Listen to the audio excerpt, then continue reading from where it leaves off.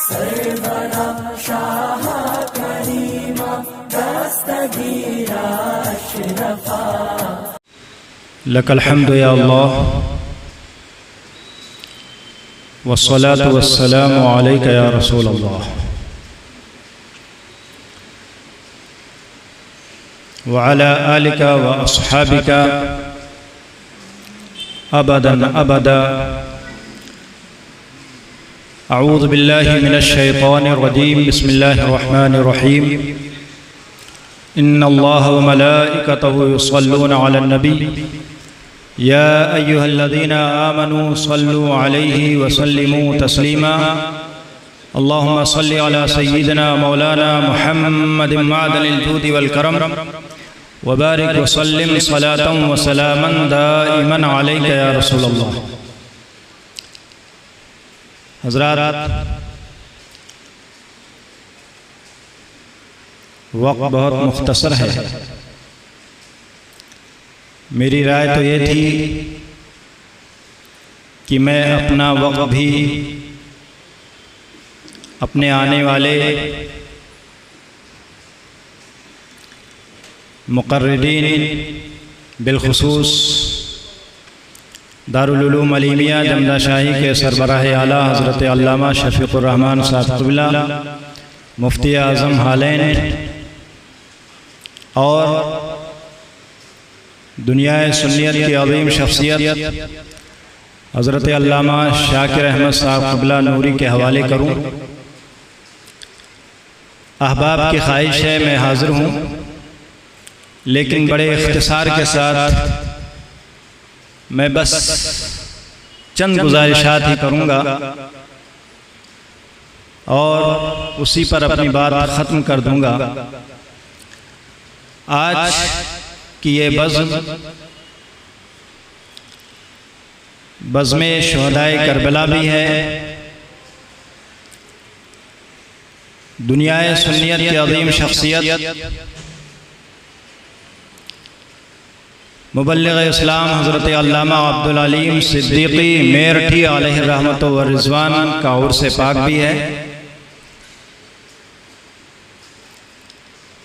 और इन दो प्रोग्रामों में बहुत सारे प्रोग्राम ऐड हैं जो आप लोग देख रहे हैं। करबला की सरजमीन से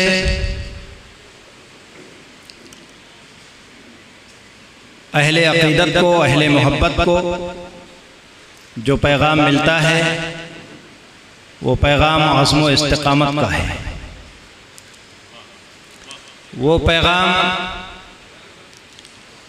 सब्र व तवक्कुल का है। वो पैगाम सदाक़त का है। करबला की सरज़मीन से हम अहले मोहब्बत को जो दर्स मिलता है वो दर्स वफ़ा है, वफ़ाए शरीयत है। वो शरीयत, वो कानून, वो निज़ाम जो किसी बशर का बनाया हुआ निज़ाम नहीं बल्कि वो निज़ाम इलाही है। वो निज़ाम जो निज़ाम पूरी दुनिया में खुशहाली पैदा कर सकता है, पूरी दुनिया में सआदत मंदी लौटा सकता है, पूरी दुनिया में अमन व शांति पैदा कर सकता है, उसी निज़ाम शरीयत की हिफाजत का दर्स देता है पैगाम करबला।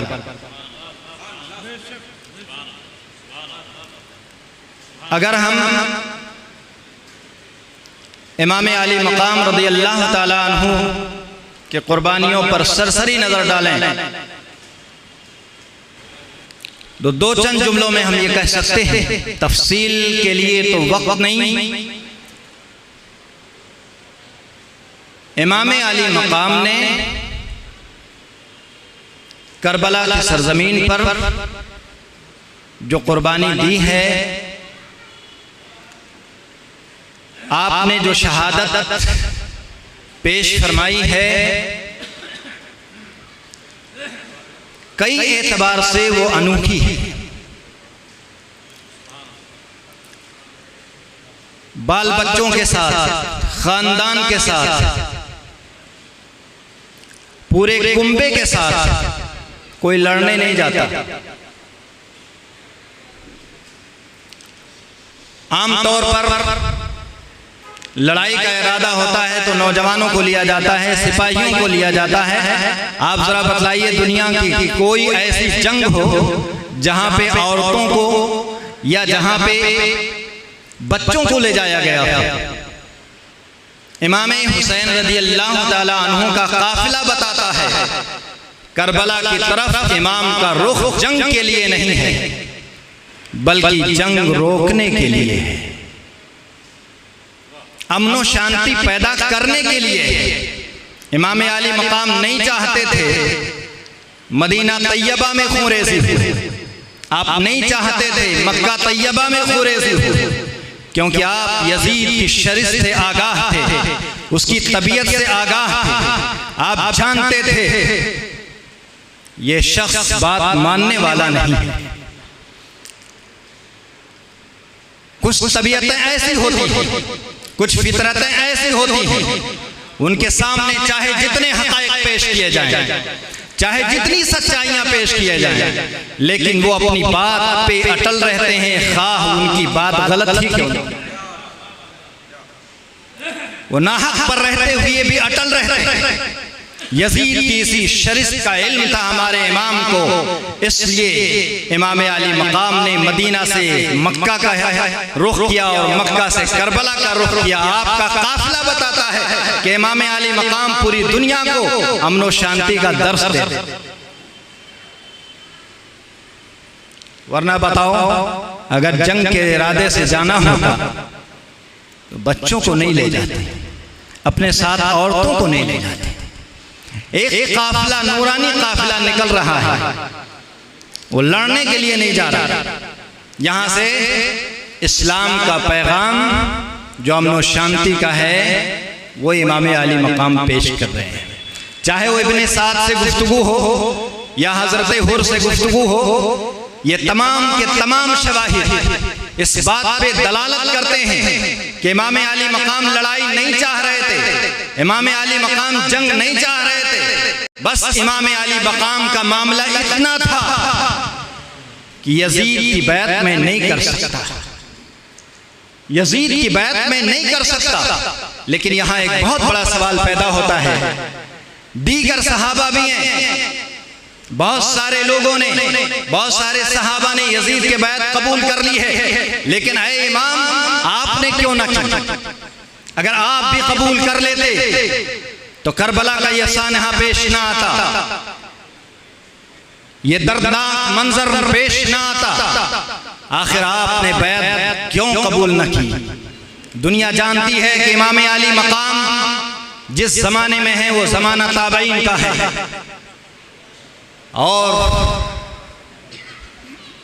हदीस की तारीफ में एक तारीफ ये भी है कि हदीस कौले मुस्तफ़ा, अमले मुस्तफ़ा, तकरीर मुस्तफ़ा और इसी तरह सहाबा और ताबईन के भी कौल, अमल और तकरीर को हदीस कहते हैं। ताबई बोलता है तो सनद बन जाती है, ताबई काम करता है तो सनद बन जाती है। यजीद उसी जमाने का एक बंदा है। अगर यजीद की बैत कबूल कर ली गई होती तो यजीद का काम दलील बन जाता, शरीयत का एक हिस्सा बन जाता। लेकिन अभी नवासे मुस्तफ़ा जिंदा हैं, इमाम आली मकाम अभी जिंदा हैं। आपने ये गवारा न किया, अपनी जान की कुर्बानी दे दी, अपने खानदान की कुर्बानी दे दी, लेकिन आपने ये गवारा न किया कि शरीयत पर आंच आ जाए। अगर इमाम आली मकाम यजीद की बैत कबूल कर लेते तो यजीद के जो आमाल हैं वो सब दलील बन जाते। आज अगर कोई शराब पीता, दलील में पेश करता यजीद ताबई है, वो शराब पी रहा था, लिहाजा शराब पीना जायज है। इमाम आली मकाम ने ये कुर्बानी देकर क़यामत तक शरीयत मुस्तफ़ा के ऐसे तौर पर हिफाजत की कि अब कोई शराब को जायज नहीं कह सकता। ये दलील नहीं दी जा सकती कि यजीद ने पिया है, क्योंकि यजीद करके यजीद ने पिया है। यजीद तो इमाम आली मकाम जैसे शख्सियत के यहाँ मकबूल ही नहीं है। लिहाजा इमाम आली मकाम की कुर्बानी शरीयत की हिफाजत है। आज हमारे ये मदरसे शरीयत की हिफाजत का बेहतरीन मरकज हैं। आज हमारे ये इदारे, आज अगर शरीयत महफूज होगी तो इदारों से महफूज होगी। मेरे दोस्तों, मेरे भाइयों, जरूरत है इस बात की इन मदरसों को जिंदा करो, इन मदरसों को मजबूत करो। आज अगर समाज के अंदर आपको कोई प्रोडक्ट मिलेगा, कोई आलिम काम करेगा, तो ये कहां से आएंगे? ये प्रोडक्ट आएगा कहां से? अगर मदरसे कमजोर हो गए, मदरसों की तालीम कमजोर हो गई, मदरसों का निजाम कमजोर हो गया, तो जो प्रोडक्ट आपको मिलेगा, जो समाज में उलमा आएंगे, अगर ये कमजोर उलमा आएंगे तो याद रखें ईमान नहीं बच पाएगा, शरीयत नहीं बच पाएगी। इसलिए शरीयत की हिफाजत, ईमान की हिफाजत की सबसे बड़ी जमानत अगर कोई ले सकता है तो वो मदारिस है। इसलिए मदारिस की हिफाजत हम सबका मिशन होना चाहिए। इन्हीं मदारिस में एक मदरसा दारुल उलूम अलीमिया जमदा शाही है। मुबल्लिग़ इस्लाम हज़रत अल्लामा अब्दुल अलीम सिद्दीक़ी मेरठी अलैहि रहमतु व रिज़वान के इशारे पर इस मदरसे की बुनियाद रखी गई है। जिस तरह इस्लाम एक आलमी पैगाम है और मुबल्लिग़ इस्लाम अलैहि रहमतु व रिज़वान ने उस आलमी पैगाम को आलमी शख्सियत बनकर पूरी दुनिया में पेश किया, आज इसी तरह दारुल उलूम अलीमिया अपना एक मनहज रखता है, अपना एक सिस्टम रखता है। कोई इस मदरसे को एक दरसे निजामी का महज मदरसा ना समझे, बल्कि मैं ये कहना चाहता हूँ अलीमिया दर हकीकत मुबल्लिग़ इस्लाम की तहरीक का नाम है, अलीमिया दर हकीकत इस्लाम की हक़ानियत का नाम है, अलीमिया दर हकीकत इस्लाम के वसी पैगाम का नाम है। पूरी दुनिया में आज अलीमिया जो अजीम शान खिदमत अंजाम दे रहा है, वह आबे ज़र से लिखे जाने के काबिल है। हजरात, इस इदारे की हिफाजत हम सबको मिलकर करना है, और सिर्फ इसी इदारे की नहीं, जमाते अहले सुन्नत के जितने भी इदारे हों, उन इदारों की हिफाजत हम सब का काम है। अगर कहीं कोई मसला पैदा हो जाए तो ये मसला सिर्फ जमदा शाही वालों का नहीं होना चाहिए। अगर किसी इदारे में कोई बात आ जाए तो ये सिर्फ किसी एक खित्ते का मामला नहीं होना चाहिए। मुझे जरा बतला दीजिए, अलीमिया क्या सिर्फ जमदा की खिदमत करता है? नहीं, बल्कि अलीमिया इस्लाम की ऐसी खिदमत कर रहा है जिसकी जरूरत जिस तरह जमदा शाही को है, उसी तरह बंबई को भी है, उसी तरह हिंदुस्तान के दूसरे खित्तों को भी है।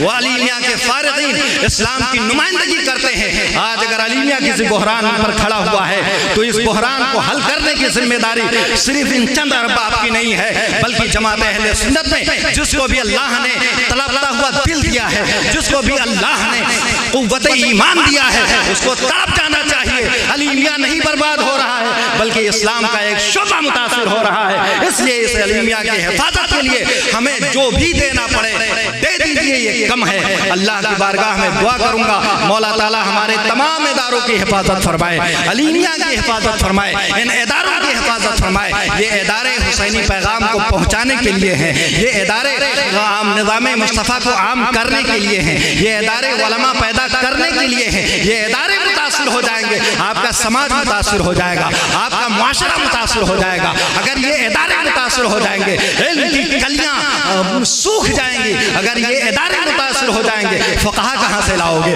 मुक़र्रिरीन कहाँ से लाओगे, और दीन की तफ़हीम करने वाली जमात कहाँ से लाओगे? ये जमात अगर मिलेगी तो इन्हीं इदारों में मिलेगी। लिहाजा अल्लाह के वास्ते, अल्लाह के वास्ते ज़ाती चीज़ों को एक तरफ रखो, नफ्सानियत को कुचल दो।